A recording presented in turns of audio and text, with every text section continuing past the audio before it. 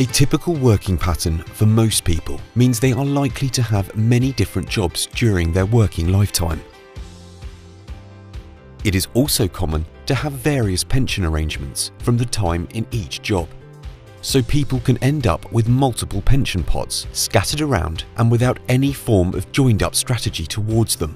This is because the pensions have not been coordinated around a specific approach, but simply accumulated with jobs. This, or something similar, may represent your position, and if it does, you may wish to consider consolidating your pensions. Pension consolidation is when you decide to bring your pensions together into one plan. This can be attractive and comes with several possible advantages. The first advantage is that everything in one place could make things clearer, easier to manage and control. Secondly, you could save on costs or charges if you can transfer from higher cost schemes to a lower cost one. Thirdly, putting your plans together should offer you a greater number of investment options with a wider choice of investment types and funds. This could help you enhance the longer-term performance. It is always worth looking carefully at both charges and performance, as any improvement can have major impact. Take the example of a pension which has £10,000 as its current value, with charges attached to it of 2% per year. In the future, it produces an investment return of 4% per year. In 30 years' time, that pension will have grown to £18,114. Now compare this to another £10,000 pension, which grows at 6%, with charges of 1.5% per year.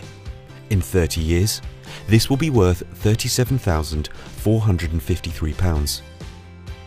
Consolidating combines easier management, less paperwork, less to keep track of, with potentially better overall terms. To consolidate past pensions into one plan is often attractive, but before doing so, you should be wary of some potential disadvantages. If any of your pensions were a defined benefit pension scheme, they would probably have a minimum or guaranteed income at retirement, which is difficult to replace, and you should generally be very cautious about moving this type of pension. In a similar way, some older schemes, regardless of their type, may have other forms of guarantee, which could be valuable. And many older schemes of any type could have transfer penalties, which would mean you pay a cost for moving them to your new scheme.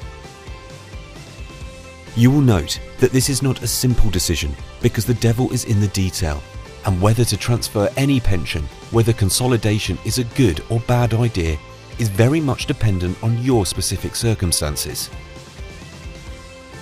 Of course, consolidating can be applied to some of your past pensions. It doesn't have to be all of them.